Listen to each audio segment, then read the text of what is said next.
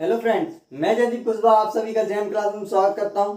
हम पढ़ रहे थे मध्य प्रदेश की नदियों के बारे में, जिसमें हम नर्मदा नदी के बारे में पढ़ रहे थे। तो नर्मदा नदी के बारे में हम देख चुके थे कि नर्मदा नदी की सहायक नदियां, नर्मदा नदी के जलप्रपात, नर्मदा नदी के बारे में और कहाँ कहाँ से बहती है, यह सब हम देख चुके हैं। और जो आज हमारा टॉपिक है वो है हमारा नर्मदा नदी पर परियोजनाएं, नर्मदा नदी के विवाद। तो आज हम देखेंगे कि नर्मदा नदी पर कौन कौन सी परियोजना चल रही है, नर्मदा नदी पर कौन कौन से बांध हैं। अब हम इसकी चर्चा करते हैं। तो हम देखते हैं कि नर्मदा नदी घाटी परियोजना, कौन सा, नर्मदा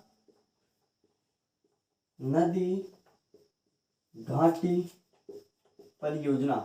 यदि हम नर्मदा नदी घाटी परियोजना की बात करें तो नर्मदा नदी घाटी परियोजना यह मध्य प्रदेश की सबसे बड़ी नदी घाटी परियोजना है। क्या? मध्य प्रदेश की सबसे बड़ी नदी घाटी परियोजना। इस परियोजना के अंतर्गत जो हमारी नर्मदा नदी पर कुछ बांधों का निर्माण किया गया है, कुछ परियोजनाओं का निर्माण किया गया है। तो अब हम उनको देखते हैं कि कुछ परियोजना किस प्रकार हैं। जैसे 3 प्रकार के बांध बनाए गए हैं, इनको 3 प्रकार से बांटा गया है कि कुछ बड़ी परियोजना है, कुछ बड़ी परियोजना है, कुछ माध्यम है और कुछ छोटी है। जैसे माध्यम परियोजनाएं और कुछ छोटी परियोजनाएं हमें इस पर देखने को मिलती हैं। तो जो हम देखते हैं कि नर्मदा नदी पर बड़ी परियोजना की यदि हम संख्या देखेंगे, कितनी बड़ी परियोजना नर्मदा नदी पर चल रही हैं, तो हमारी जो नर्मदा नदी है इस पर हमें 29 बड़ी परियोजना देखने को मिलती हैं। 29 बड़ी परियोजना देखने को मिलेंगी और 135 हमें देखने को मिलती है माध्यम परियोजनाएं। माध्यम स्तर की जो परियोजना है वह हमें 135 देखने को मिलती हैं और 3000 से ज्यादा 3000 प्लस परियोजनाएं हमें छोटी परियोजना हमारी नर्मदा नदी पर देखने को मिलती हैं, जो कि नर्मदा नदी घाटी परियोजना मध्य प्रदेश की सबसे बड़ी परियोजना है। तो अब हम देखते हैं कि जो नर्मदा नदी है इस पर बांधों की बात कर लेते हैं। कौन कौन से बांध हमें नर्मदा नदी पर देखने को मिलते हैं और कहाँ कहाँ हमें यह बांध देखने को मिलेंगे। तो इनसे आप सभी को पूछा जाएगा कि नर्मदा नदी पर स्थित बांध, बांध बांध कौन कौन से हैं। बांधों की यदि हम बात करें कि नर्मदा नदी पर कौन कौन से बांध हमें देखने को मिलेंगे, तो ये एक बांध हमें देखने को मिलेगा, कौन सा, रानी अवंतीबाई बरगी बांध। कौन सा? रानी अवंतीबाई बरगी बांध। यदि हम इस बांध की चर्चा करें कि यह बांध कहां पर देखने को मिलेगा हमें, तो यह बांध हमें जबलपुर में देखने को मिलेगा। जबलपुर में नर्मदा नदी पर कौन सा बांध बना हुआ है? रानी अवंतीबाई बरगी बांध हमें देखने को मिलेगा। कहां पर? जबलपुर में। अब यदि हम बात करें कि जबलपुर के बाद इस पर एक बांध हमें देखने को मिलता है, कौन सा? यदि हम बात करें तो इस पर बारना बांध देखने को मिलेगा।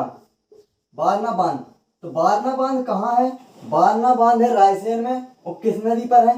तो नर्मदा की सहायक नदी बारना नदी पर है। कौन सी नदी पर? बारना नदी पर। बारना नदी पर हमें बारना बांध रायसेन जिले में देखने को मिलेगा। अब हम बात करते हैं इसकी एक और सहायक नदी है कोलार नदी। कौन सी? कोलार नदी। तो उस पर हमें देखने को मिलता है कोलार बांध। कोलार बांध कहाँ देखने को मिलता है? कोलार नदी पर। कोलार नदी पर हमें कोलार बांध, यदि कोलार बांध की यदि हम बात करें तो यह हमें सीहोर जिले में देखने को मिलेगा। कहाँ पर? सीहोर में। सीहोर में कोलार नदी पर कोलार बांध देखने को मिलता है। एक बांध देखने को मिलता है, इसकी सहायक नदी है हथनी। हथनी नदी पर हमें बांध देखने को मिलता है, कौन सा? जोवट परियोजना। जोवट परियोजना कहाँ चल रही है? तो यह चल रही है हथनी नदी पर, झाबुआ जिले में। झाबुआ जिले में हमारी हथनी नदी पर हथनी नदी पर कौन सी परियोजना चल रही है? जोवट। अब यदि हम बात करते हैं कि जो हमारा नर्मदा नदी है, नर्मदा नदी का एक सहायक नदी है देजला। देजला नदी पर चल रही है देजला देवड़ा परियोजना। कौन सी? देजला देवड़ा परियोजना। यह परियोजना हमें किस जिले में देखने को मिलेगी? तो यह परियोजना हमें देखने को मिलती है खरगोन में। कहां पर?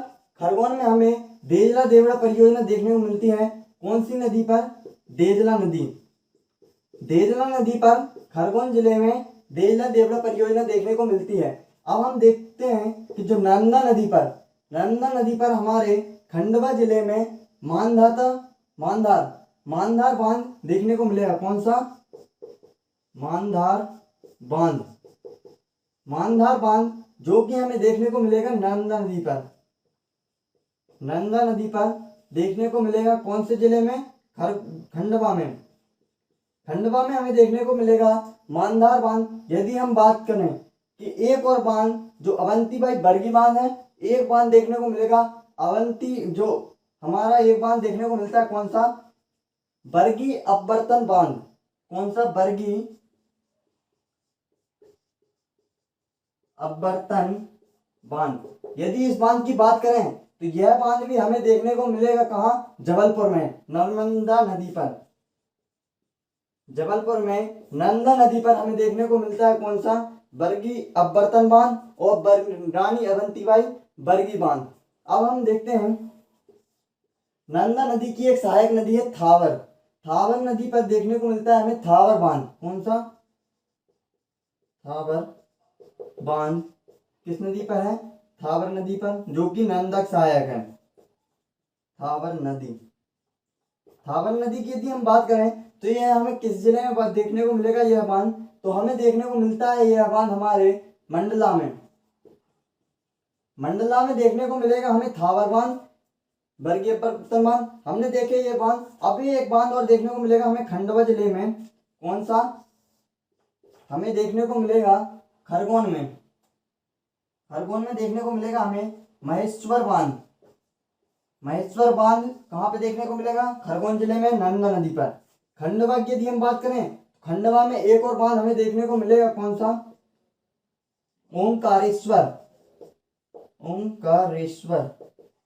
ओंकारेश्वर बांध, जो कि हमें खंडवा जिले में देखने को मिलता है। यह बांध देखने को मिलेगा। अब एक और बांध जो हमें देखने को मिलेगा इंदिरा सागर बांध।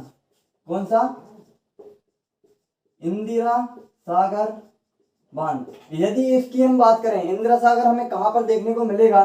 तो यह देखने को मिलेगा हमें हमारे खंडवा जिले में। यह देखने को मिलेगा खंडवा जिले की पुनासा तहसील में। कहा? पुनासा तहसील खंडवा में हमें इंदिरा सागर बांध देखने को मिलता है। अब देखते हैं, ये हमारे नर्मदा नदी पर ये सभी बांध आपसे मुख्यतः पूछे जाने वाले बांध हैं जो आपको पूछेगा। अब एक और बांध पूछा जाता है, जैसे हमारा तवा बांध। कौन सा? तवा बांध। तवा बांध कहाँ है? यदि तवा बांध पूछा जाए तो यह तवा नदी पर हमारे होशंगाबाद जिले में देखने को मिलता है। कहाँ? तवा नदी पर। तवा नदी पर होशंगाबाद में हमें तवा बांध देखने को मिलेगा। ये सभी बांध के बारे में यदि हम देखें कि इनसे बनने वाले कुछ प्रश्न जो आपको देखने को मिलेंगे, तो मैं इन सभी बांधों के बारे में आपको एक अलग से वीडियो में इन सभी बांधों के बारे में विस्तृत जानकारी दूंगा। अब हम बात करते हैं नर्मदा नदी से संबंधित, जो नर्मदा नदी के जल को संबंधित विवादों के बारे में, कि कौन कौन से राज्य के मध्य नर्मदा नदी से संबंधित जल विवाद है।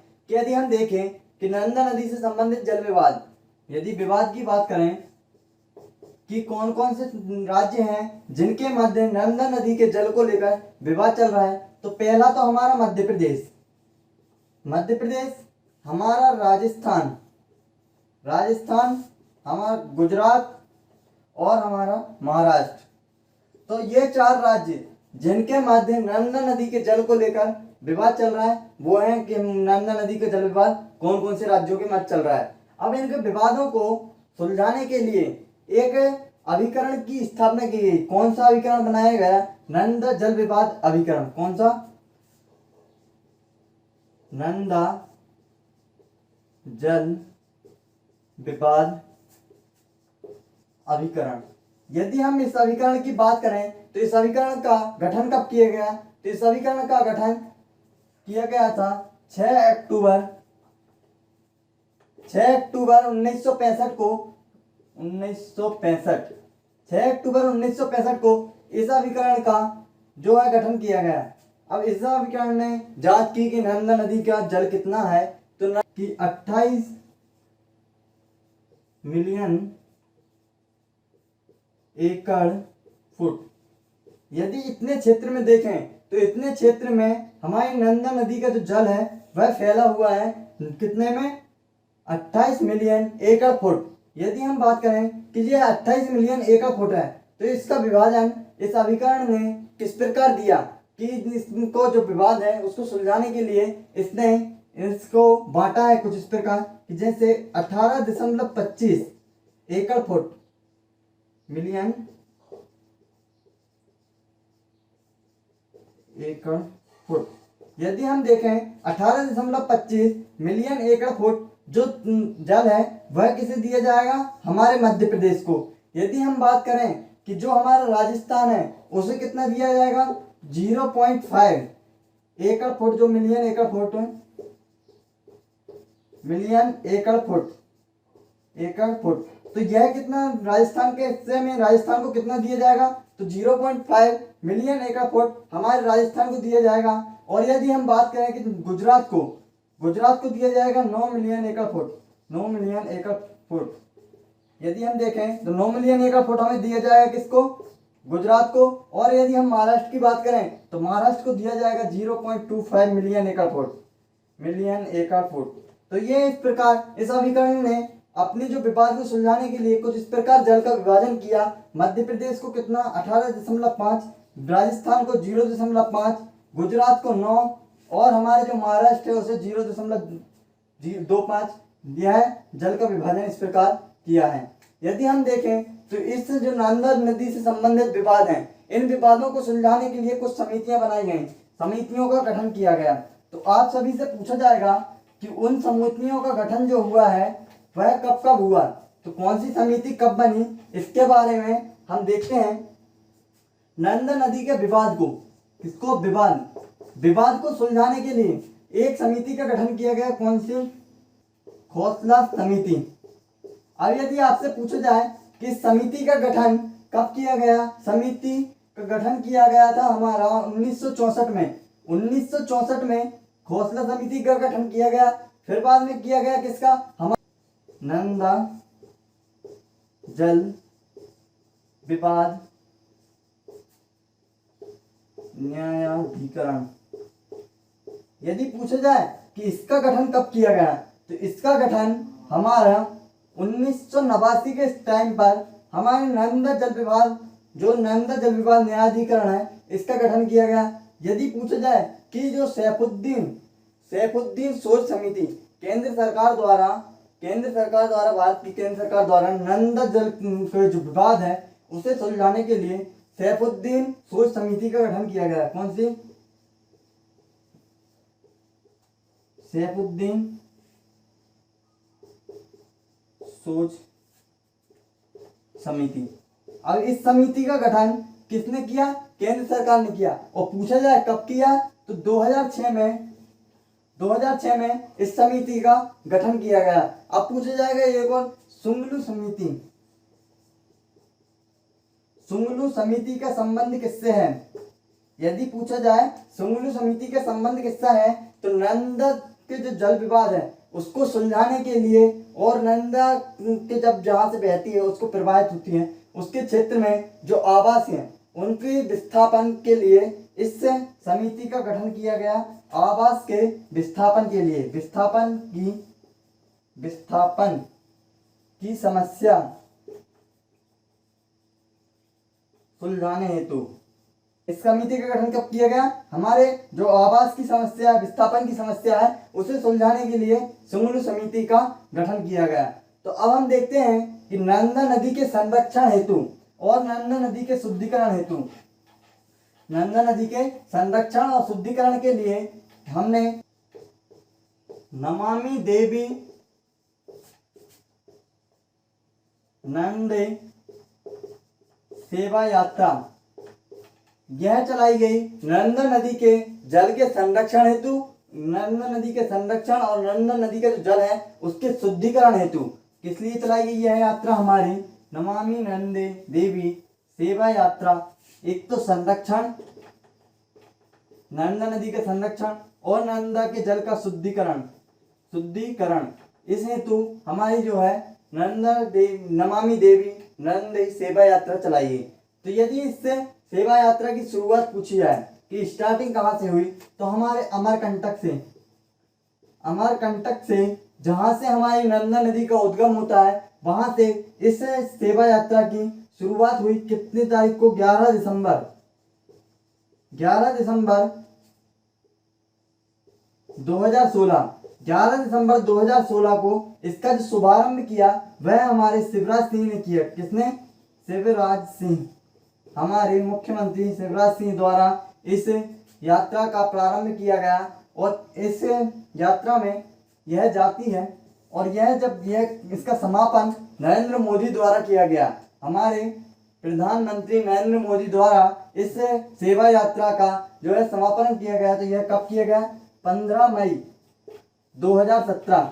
15 मई 2017 को इसका जो समापन किया नरेंद्र मोदी जी ने इसका समापन किया। अब यदि हम बात करें कि जब नर्मदा नदी यह सेवा यात्रा कितने दिन तक चली, तो यह 148 दिन इस यात्रा के चला गया। और यदि पूछा जाए कि यह कितने किलोमीटर की दूरी तय की गई, इस सेवा यात्रा के द्वारा कितने किलोमीटर दूरी तय की गई, तो हमारी 3350 किलोमीटर की दूरी इस सेवा यात्रा द्वारा तय की गई। यदि पूछें कि शिवराज सिंह ने जब इस सेवा यात्रा का शिवराज सिंह ने किया, तो शिवराज सिंह के अनुसार जो नर्मदा नदी है उसके तट पर गांवों की संख्या बताई कि लगभग 1100 गांव नर्मदा नदी के तट पर बसे हुए हैं। और इसी टाइम पर जो शिवराज सिंह है उन्हें उपाधि दी गई किसकी? नदी नायक। यदि पूछा जाए नदी नायक की उपाधि किसे दी गई है, तो हमारे शिवराज सिंह को नदी नायक की उपाधि प्रदान की गई है। अब हम देखते हैं कि नर्मदा नदी के बारे में एक प्रसिद्ध लेखक हैं हमारे अमृतलाल बेगड़।